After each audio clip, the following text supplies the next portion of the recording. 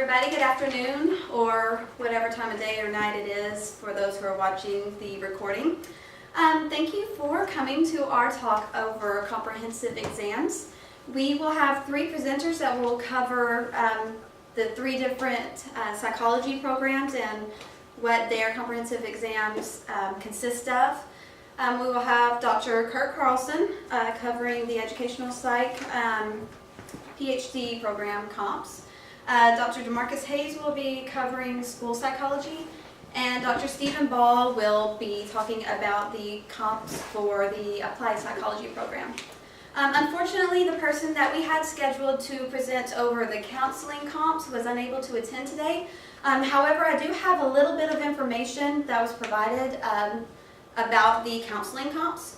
So for the master's program in counseling, the university does require students to complete both the counselor student comprehensive examination with a passing score of 1 standard deviation below the national mean for a particular administration, and that accounts for overall item difficulty and overall student performance level. And we also require students to pass a 30-item specialty exam at least 70%, so 21 is passing. For the doctoral program, the counseling comps is an all-essay exam that takes place over 3 days. It consists of 6 subjects total, for a total of 18 hours. And the subjects are as follows: ethics, theories, supervision, research, consultation, and cognate. And just some general tips that were provided by this individual for the counseling comps. Start studying several months in advance. Memorize several references per subject and the relevant contribution to the topic by that reference. Talk to past students about the types of questions that are asked. Of course, these can't be, they can't be too specific, but general kinds of questions. And the number one tip this individual provided was to practice writing from memory and to time yourself and free write everything you know on each topic. So that's the information that we have available today over the counseling comps. And now we are going to have Dr. Curt Carlson to tell us about the Ed Psych comprehensive exams. Yeah.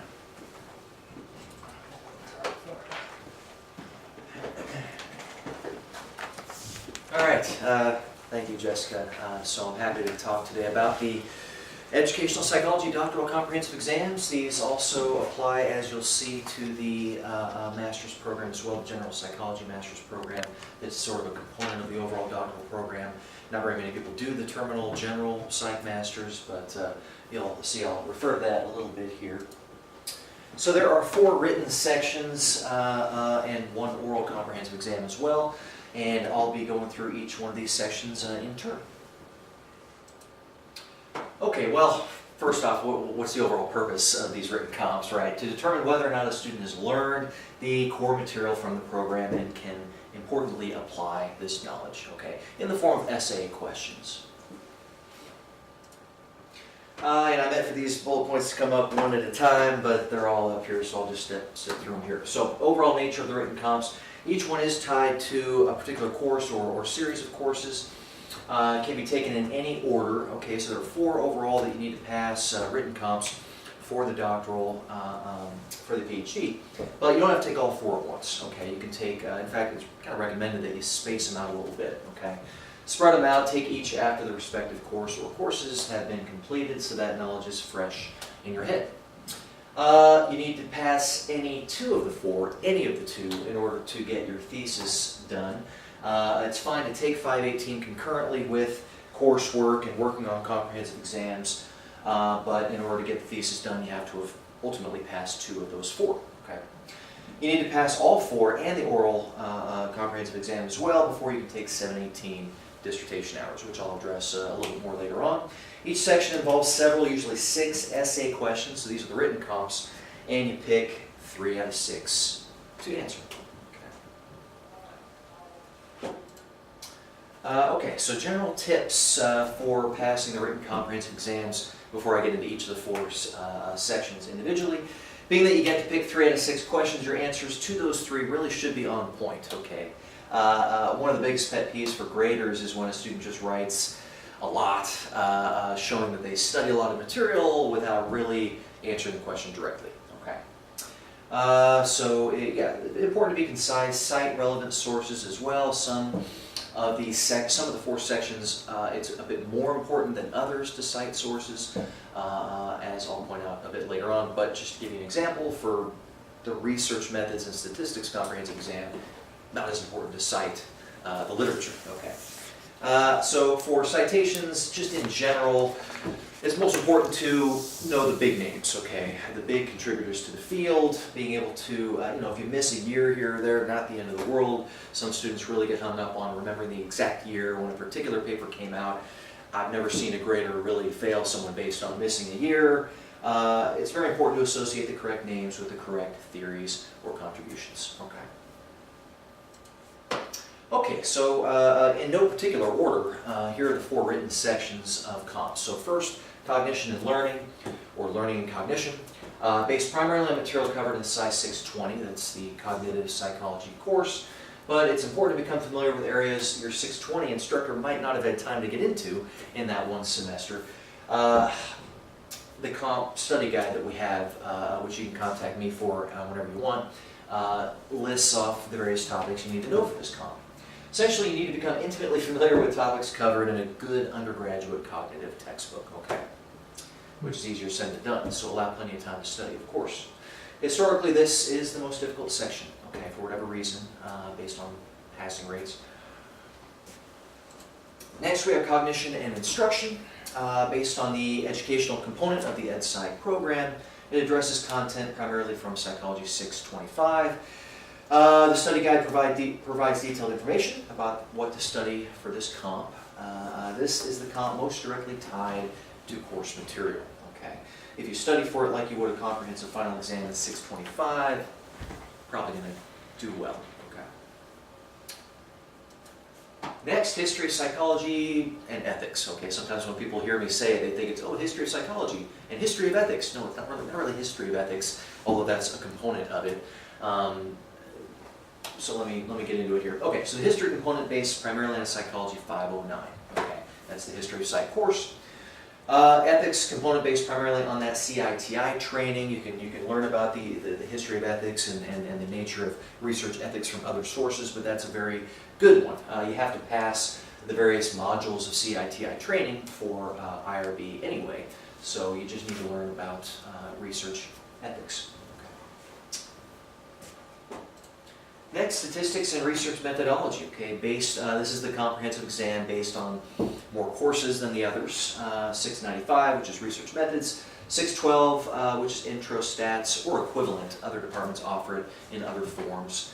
681 is intermediate statistics.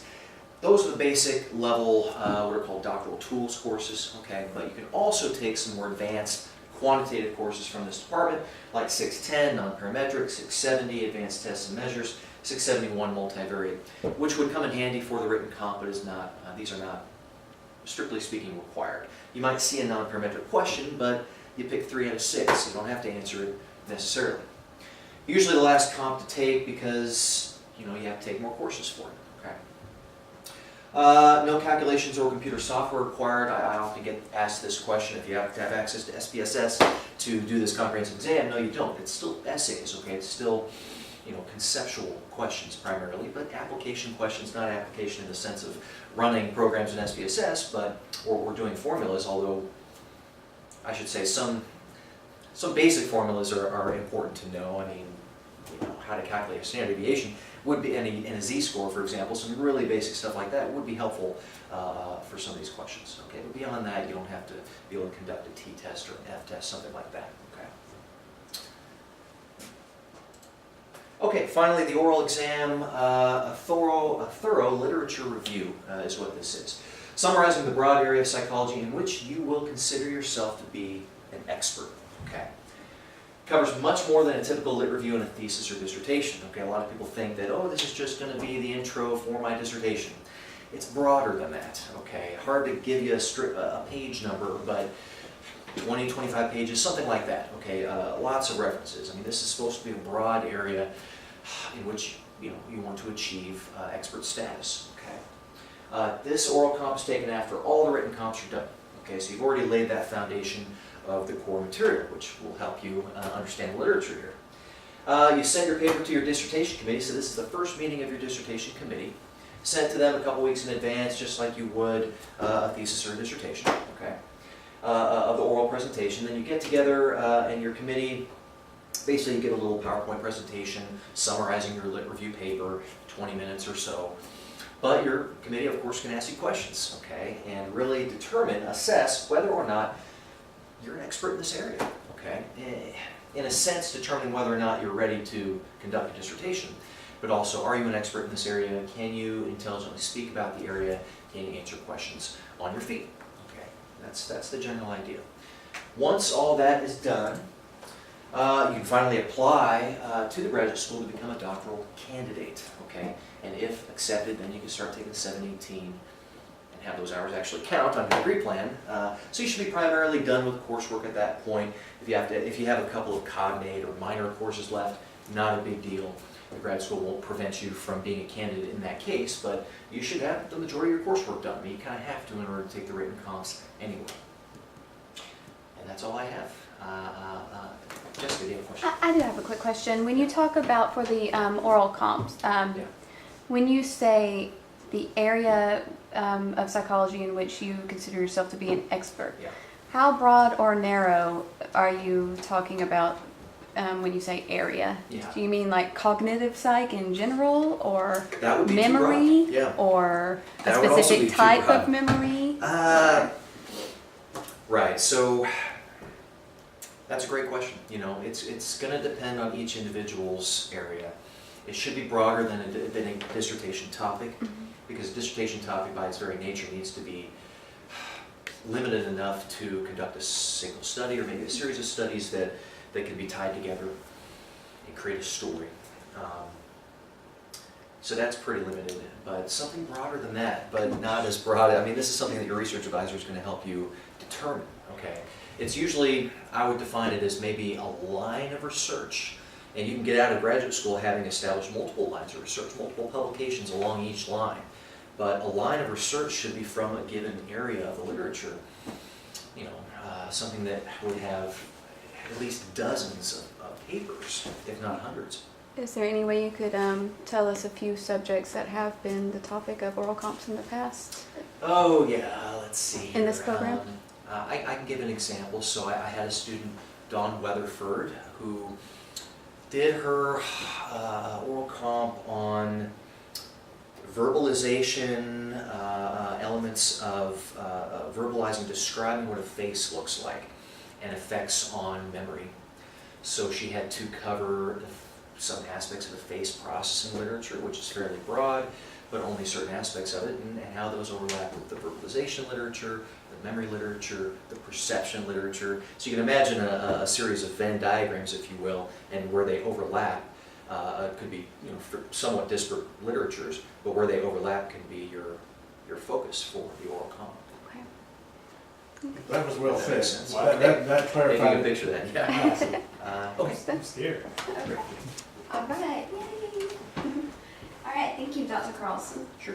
Okay, next we are going to have Dr. DeMarquis Hayes talk about the school site comprehensive exams. And he's so excited to talk to us today.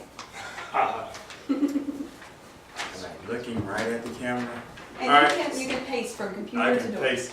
Well, I don't need the computer because I'm not an overachiever and I don't have a PowerPoint. I didn't know that was required. All right, hi everybody, Dr. Hayes. So, the school psychology comps are very similar and aligned with the applied comps. Really, same thing, almost, right? Almost. Almost the same thing, almost. So when I don't have an answer, I'm going to turn over here and ask Dr. Steve Ball to help me out. But basically with the school site comprehensive exams, first, when do you take them? Well, let's get back up. Before you take them, what are they? There are 4 sections to the test. We have the assessment, the intervention, the person, and the process. Those are the 4 sections. The first 2 that are heavily related with school site, and which our students tend to do very well on, so keep it up, are the intervention section and the assessment section. Those basically are what they are. Where you have questions related to, do you understand the concepts of doing assessments in your given area, whether it's school psychology or clinical kind of stuff are applied. So we have questions on those. And interventions, same thing. Do you know how to apply your knowledge on how to do interventions, kids with ADHD, autism, whatever. Within each, I'll come back to the person and process in a second. So on each of those 4 sections, the way our comps are aligned is there are normally 3 to 4 areas, A, B, C, or A, B, C, and D. 3 or 4 areas on each comp. You are required to answer 1 question from each area. So you would have to answer 3 questions or 4 questions for your comprehensive exams, depending on how many areas are on each of those sections. My pet peeve, what you need to do, if you have to answer 3 questions, please answer 3 questions. I have come across comps where that wasn't always followed. That's not a good thing. So if you're supposed to answer 1 question from each section, please do it. The process section, and this is where, if I'm making sure I'm right, they tend to cover things that revolve around more our neuro and our psychopharmacology coursework. Am I correct? That's one. And ethics, and I'm blanking on the other area. Cognition. And cognition and learning. learning. Cognition and learning. So those are the 3 areas: cognition and learning, ethics, and our neuro psychopharmacology. Those are the 3 areas on the process section. The person section, I've never graded that, so I don't know what's on the person section. I'll cover it. And Dr. Steve would cover. Dr. Steve would cover the person section. So know you have those 4 sections, 3 to 4 areas on each section, and you have to answer 1 question. Normally, you will have a choice of, you will have at least a choice of 2 questions in each area, but a lot of times there's 3 or 4 questions in each area in which you can pick and choose from. So for example, like on the assessment question, it may be a question geared more toward school psychology versus maybe an applied clinical setting. And of course, more of our school psych students would answer the school psychology question.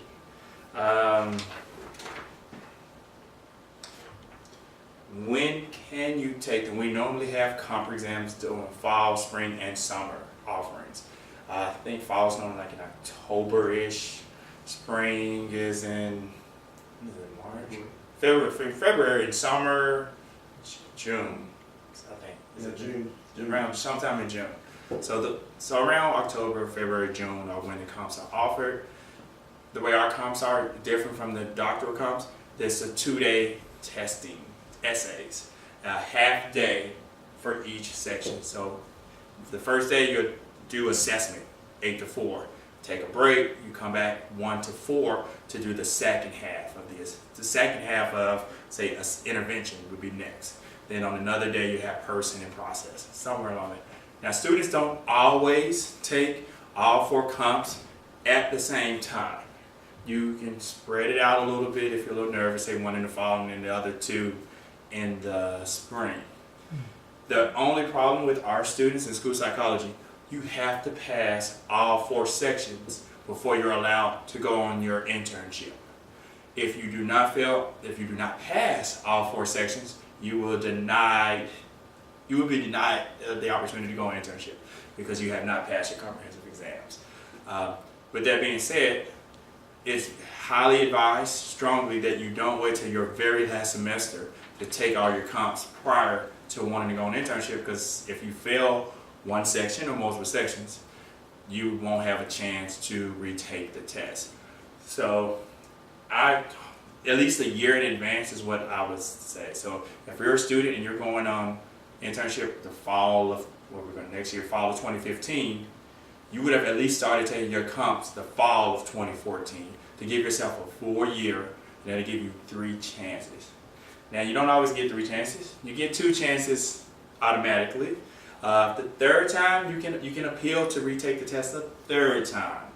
We hope we don't have to deal anything more than 3 times, and then we would have to have discussions. Technically by graduate school rules, 3 chances, you haven't failed it, and that's it. So we try to encourage students to get them done within those 3 chances, preferably those 2 chances. We have students who've passed all 4 sections first time, and we've had some students who have passed 2 or 3 sections the first time, and they would have to retake the last section. Normally that's the norm. Students would probably only have to retake 1 section. That's kind of our norm. We don't tend to have students who fail multiple sections a lot.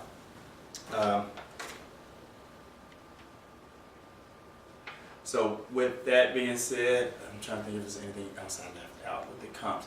So they are essay, and I know you gave an example of free writing. They're typed on the computer, unless there's technical difficulties. But they are typed.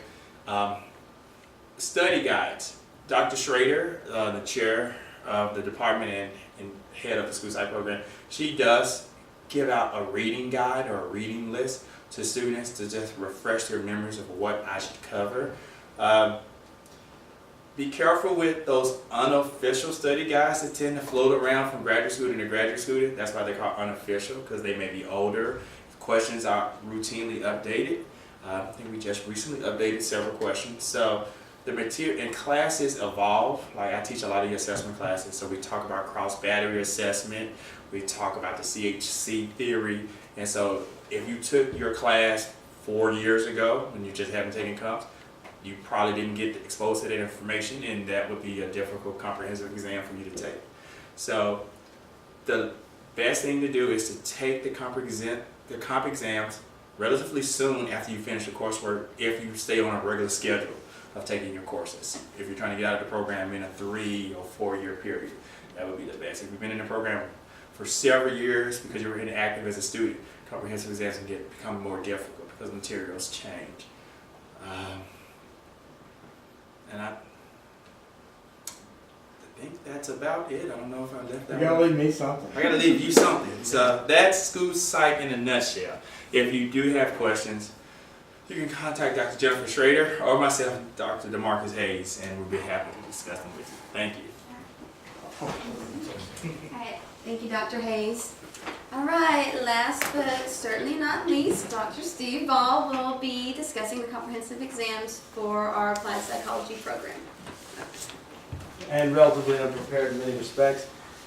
As Dr. Hayes pointed out, there's a great deal of similarity between what we do in the comprehensive process with the applied and school people. They take them, they sit in the same room, they take them together and so forth.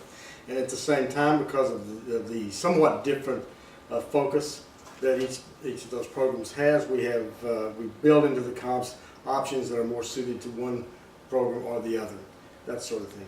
As Dr. Hayes mentioned, we do have those 4 areas, and the sequence in which they will be given from here on, which is the way it used to be, and I think Dr. Tochkov changed it at one point, is process first, person second, assessment third, and intervention fourth. And I like it that way because you better do the assessment before you do the intervention. And the core processes, as Dr. Hayes mentioned, are cognition and instruction, neuropsychology in a broad sense, including psychopharmacological questions and whatnot.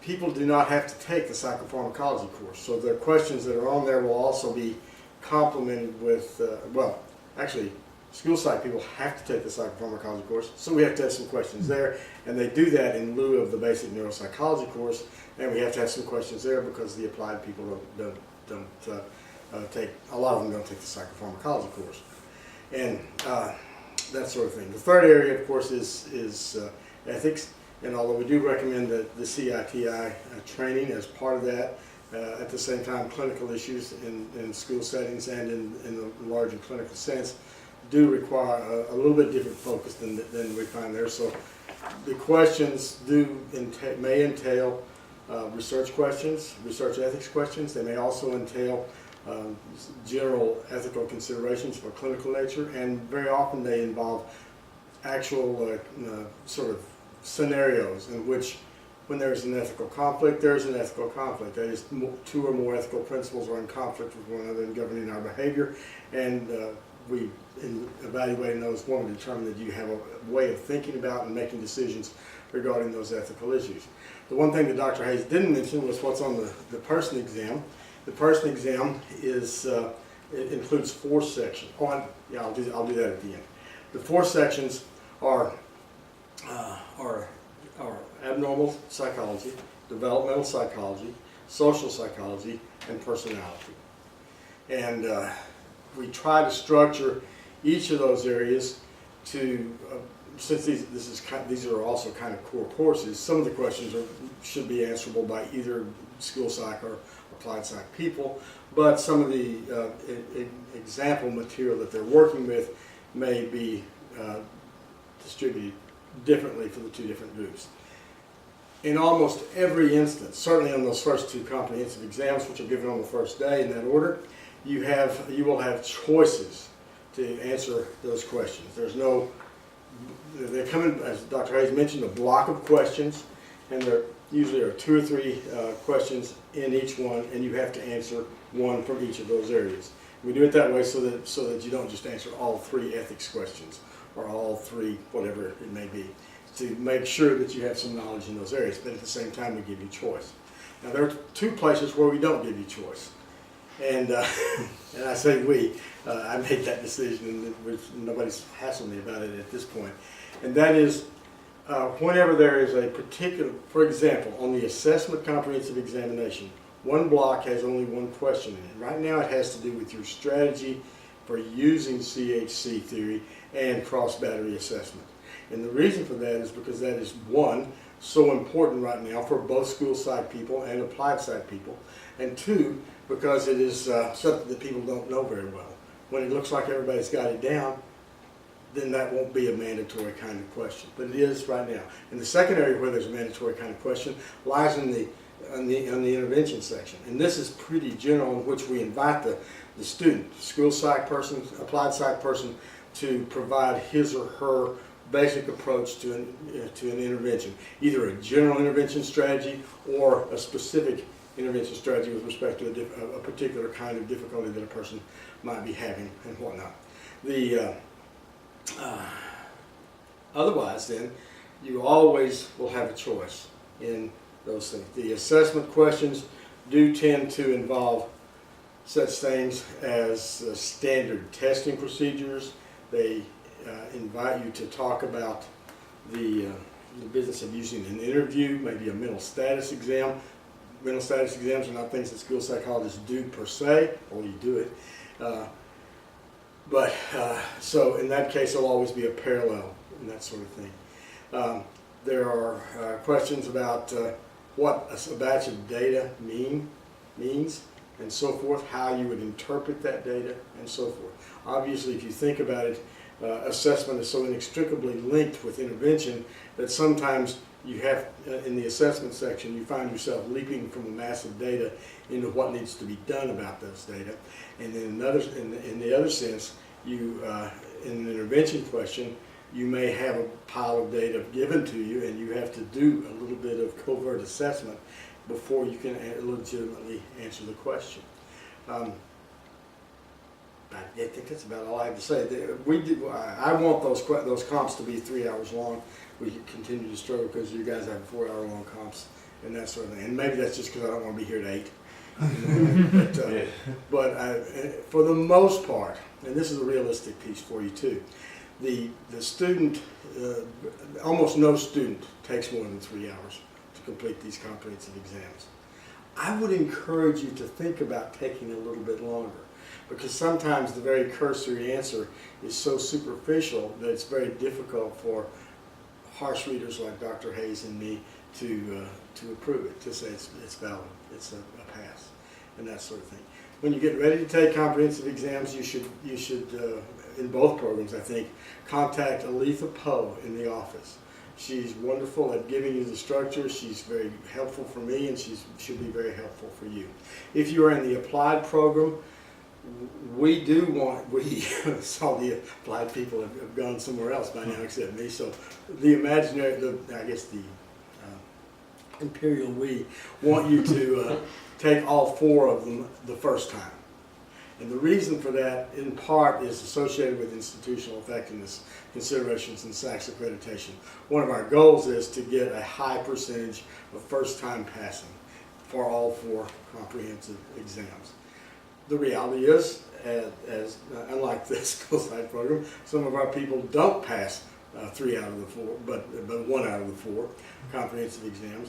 And in general, that they find out what they need to do, they knuckle down and so forth. I think for all of the programs, if you don't pass one of the comprehensive exams, you don't need to beat up on yourself. What you need to do is contact your program coordinator, who I guess is Dr. Schrader in the school case. She's apparently dumped this on Dr. Hayes. And simply get that person to look at the comments with you. That'll remain anonymous for obvious reasons, but to look at the comments that you've gotten from your readers. Because most of the readers give very concrete, specific things. And sometimes it's not that specific, but it's clear. Not enough here, or most of this is wrong. Which is, we've gotten more than one of those lately too. But, and do that sort of thing. So you would go to me, or Dr. Carlson, or Dr. Hayes, or Dr. Schrader to go over those results. And again, Aletha Poe, Ms. Poe will be very helpful in ensuring that that information is available to each one of us in doing that counseling kind of process. And I guess, although it's not 4 o'clock, which warms the cockles of my heart, that's all I have to, anything, questions? So if for some reason you don't pass it 3 times, it's just, well, you know, you're out 3 years and 30 grand, or? 2 responses to that. The first is the direct one, the second one is the typical Steve response. In the, So Never serious and direct. funny, or? well, yeah, this will be serious. Historically, everybody gets a second chance, as Dr. Hayes pointed out. Right. The third chance is totally dependent on the graduate school. We don't have a choice in that. We can make a recommendation. We can petition with you to the graduate school to give you a third option, a third opportunity, and it's at their discretion whether they do so. Historically, they've done that, but that's not a guarantee, and it's outside of our hands to make that determination. In my experience, historically, and I don't know everything that's happened in the cognitive program, or maybe I know a little more in the school psych program, nobody has gotten a 4th chance. And that's been, I've been associated with the comps process directly at the master's level for maybe 15 or 20 years, I can't remember. And so it just doesn't happen. And it doesn't happen because that's the washout point. Now, the second thing, which is indirect and neither funny or particularly off topic, is that one of the things we're considering, and you are on the applied committee, Dr. Hayes, so that's part of the we that we're talking about here, although he doesn't know what I'm about to say. One of the things I'm considering presenting to the committee is the notion that you can take the first practicum 691 section before you pass your comps, but not the second or third. You guys will obviously do it a little bit differently, but not the second or third section of 691 until you pass all 4 comps. And that means that you have nothing to do but to double down and get that material done. And it also keeps you from wasting that $2,000 that you would waste on those 2 courses if you're going to fail all of them forever. And really, you have to, if you just fail one of them forever, that's failing them all. Right. I actually did have a question, and anybody really can answer this. So on the written exams, they're actually typed, not written. And I know that last year, this time last year, we had Isageddon and there was computer issues and everybody actually had to handwrite. Are there any special considerations given, like extra time or anything like that given in case of some sort of situation like that? I think each of the committees and the program coordinators would be appropriate about that. It does take a little bit longer. It's not as big a problem for us because answering some of these questions is pretty cursory. In an inadequate way, can be pretty cursory. But I'm sure that's going to be the case. I would be entirely surprised if we had this particular. I will also say, Isageddon, was that what you said? I will also say that historically, everybody wrote them out by hand. And it was very much the same kind of structure. What I would do when I was coordinating that part of things would be to make photocopies of everybody's responses and distribute them to 3 readers at once. Basically, everybody knows that you're going to get 3 readers if the first 2 disagree. If the first 2 agree, there's no reason to do the 3rd reader, but sometimes we go ahead and give it to the 3rd reader right away in order to make it happen quickly. As Dr. Carlson will attest, I'm probably the slowest person on finishing reading these things anyway, so I'm casting those stones here. Do I need to stand in front? You don't have to. I can turn Okay, it. just added to You and something. Curt and I can stand like this. I wanted to add about, because students always ask me, how long do comps have to be? How much do I have to write or type? And that's a hard question to answer. And so basically the answer is you have to answer the question completely. If you're typing an answer and you only type a paragraph, I'm probably going to fail you. That's just me. Simply because you can't get the answer in that short And that's period of not, time. yeah, The that's, questions are at least that hard. yeah. You have to show complete knowledge and ability, especially for some of the more applied things like intervention and assessment. You have to be able to show you know how to do it and explain what you're doing and how you're doing it. I don't want you typing 20 pages per comp, but it needs to be sufficient enough. So I don't have a page number. Students ask it all the time. There is no magic number, but I know when it's too short. That's just how I grade them. I don't know how everybody else does them. So answer the question. And sometimes questions ask 2 or 3 things within it. You have to answer each part of the question. That's all I'm going to add. And one of the things that I noticed on the doctoral comps in particular is what you said a while ago. They've studied a ton of stuff but don't know the answer to this question. And so they'll give you they'll roll off everything they know. And most of our readers are smart enough to notice that. I mean, if we miss it, it's just because we're not trying very hard. And so that's a thing that can hurt you very badly. I would rather you write a page and a half single spaced than 3 pages single spaced that was wrong. Right. Okay. Any other questions, comments? I'm surprised students continue to answer that because they always get the same answer. And online, Write it until it's done. Okay, well, can I come back, guess- please? Yes, sir. I'm going to take it. Okay, Thanks. while I make it to the front of the room. All right, so thank you all very, very much for your input and your advice and for helping out our current and future graduate students. And thank you at home or wherever you're happening to watch this. We truly appreciate all our members and their interaction, whether in person or online. And we will see you all next meeting. Thank you all again very much. And good luck on your comps. And thanks to the board for setting this up.